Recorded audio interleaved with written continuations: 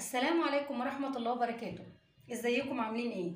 معاكم مدام منى من مطبخ عالم الطبخ معلم. النهارده اعمل لكم وصفة حلوة قوي، بس قبل ما اقول الوصفة هي ايه هنصلي على النبي. اللهم صل وسلم وبارك على سيدنا محمد وعلى اله وصحبه وسلم. الوصفة هتبقى عبارة عن مقرمشات او سناكس، اللي هي المقرمشات الدور الاسباني اللي بتتباع في المقلة. الكيلو بيوصل ب70-80 جنيه. ومعايا برضو حمص، ده بيبقى حمص الشام اللي برضو بيتباع برضو عند العطار. الذرة الاصفر دي بتبقى عبارة عن ذرة صفرة كده، بتتجاب من عند العطار. بتقول له انا عايزة ذرة صفرة، هي مش غالية، النص ب6 جنيه. هي كانت ارخص من كده بس مع غلو الاسعار زادت. تمام. الذرة دي انا عملت فيها ايه؟ انا نقعتها لمدة 12 ساعة، وبعد ما نقعتها رحت سلقاها سلق كامل، يعني تسليها لحد ايه ما تبقى طريه معاكي كده، علشان ايه لما تيجي تاكليها ما تبقاش ناشفه عليكي يعني. وبرده نفس الحكايه الحمص جبته ونقعته وسلقته. المقادير هتبقى عباره عن ايه؟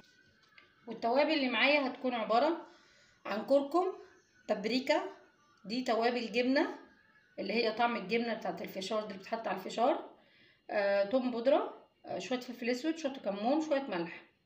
تمام. ومعايا دقيق ابيض، ومعايا دقيق ذره من اللي هو الاصفر ده، ومعايا شويه زيت، نص كوبايه زيت، بس مش هحطه كله يعني. تمام. هنبدا الاول، اول وصفه هنبدا بالحمص. دلوقتي احنا هنبدا بالحمص. اول حاجه دلوقتي هحط شويه زيت، مش هحط ده كله. تمام. بس كده. وهحط التوابل اللي هي عباره عن بابريكا، كركم ده لازما ايه يبقى هو اللي بيديلها اللون الاصفر الحلو اللي احنا بنشوفه في المقلة. واحط شويه كمون، واحط فلفل اسود، واحط توم بودره.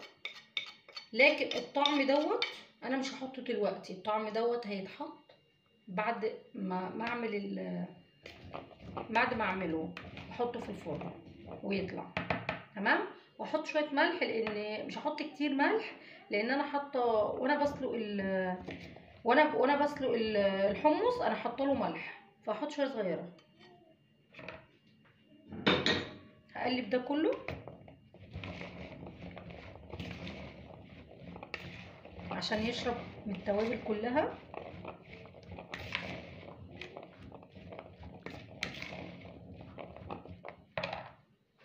دلوقتي بعد ما قلبت التوابل مع الحمص كلها هبدأ احط التوابل ديت في صينية زي كده.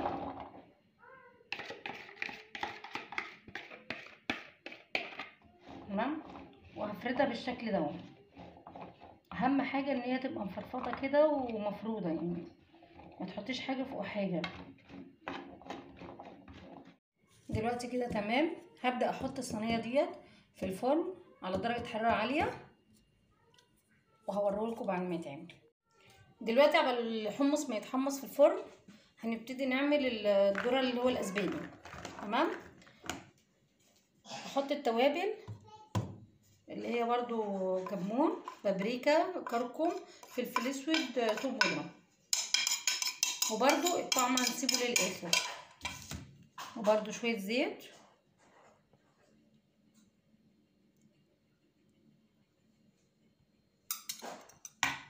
المره دي بقى هنحط في الذره دوت هنحط فيه دقيق. ليه بحط فيه دقيق؟ لازم يبقى ليه كفر، لان انا الذره دوت لو انا حطيته في الفرن او قليته في الزيت هيتحمص معايا، مش هيبقى يعني مش هيبقى مقرمش، لا هو هيتحرق معايا، فلازم يبقى ليه كفر. تمام. حط كام معلقه بقى ده دقيق على نشا.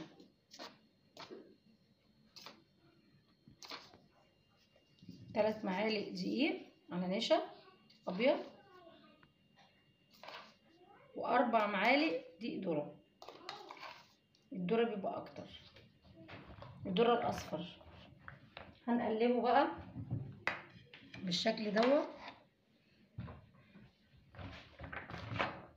لازم نغلف كل الذره. كل واحده لازم نغلفها. دلوقتي يا جماعه انا قلبته بالشكل دوت وغلفت كل الدقيق فيه، بس انا نسيت احط الملح، فالواحد الملح احطه دلوقتي عادي عشان ده طبعا مفهوش ملح، انا سلقاه من غير ملح خالص بالشكل ده. وطبعا انت مش هتحطي برده ملح كتير لان الطعم اللي انا هحطه طعم الجبنه ده بيبقى فيه ملح.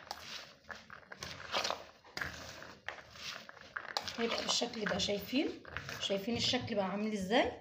زي اللي بيتباع في الميله بالظبط، وطعمه بيبقى احلى. تقدري تفرحي اولادك وتعملي كميه كبيره وحاجه مضمونه عندها في بيتك.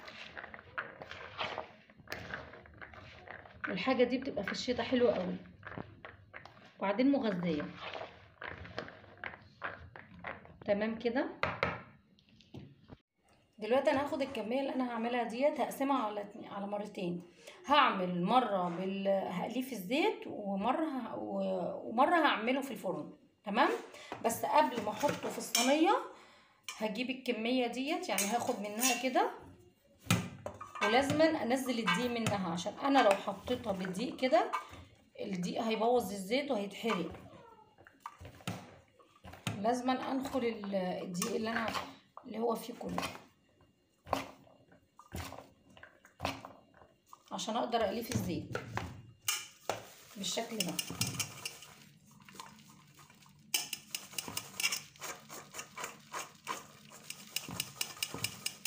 شايفين الكميه اللي بتنزل؟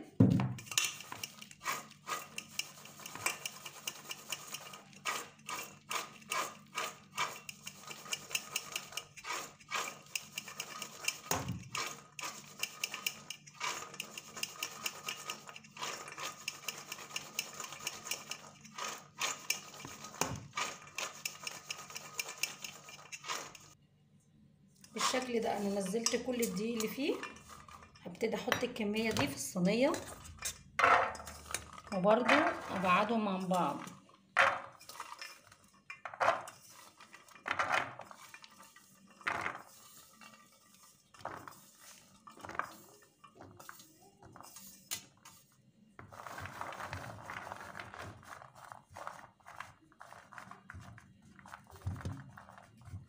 بالشكل ده.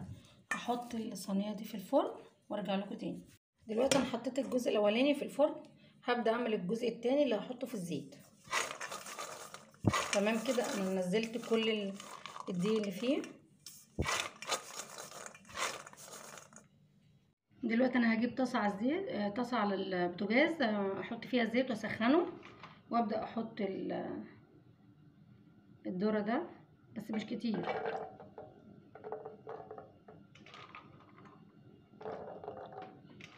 تمام كده. هو الذره يعني الزيت ما يبقاش سخن قوي، بس ما تحطوش كتير.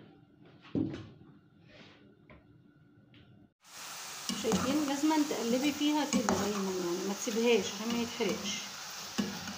شايفين لونها اصفر وجميل. دي بقى المقليه في الزيت. لسه بقى هنشوف اللي هي في الفرن.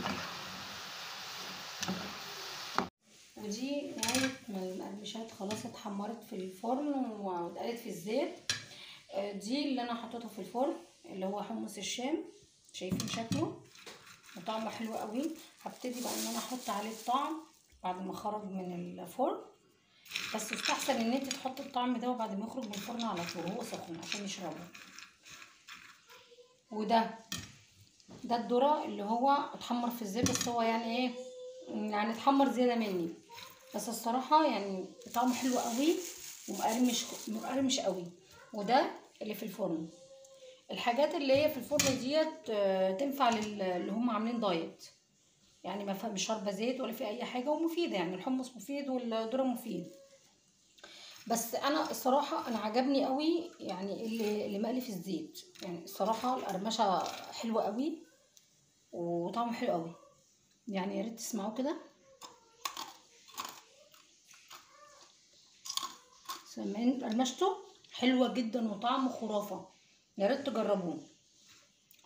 وبرده الحمص برضو حلو قوي مقرمش وجميل. فاهمين؟ حلو جدا برضو، طعمه حلو قوي. وبرضو اللي في الفرن بس هو بيطلع لونه فاتح شويه عن ده، بس ده انا اللي غمقته يعني، هو غمق مني يعني في الزيت، بس برضو مقرمش وحلو. بس انا عاجبني اللي معمول في الزيت الصراحه، قرمشته قويه جدا. ودي كانت نهايه وصفتنا. يا رب تكون عجبتكم، ويا ريت تجربوها تعجبكم او تعجب الاولاد قوي. يا ريت بقى الاشتراك في القناه وتفعيل الجرس عشان يوصلكوا كل جديد، ولايك يا جماعه. والسلام عليكم ورحمه الله وبركاته.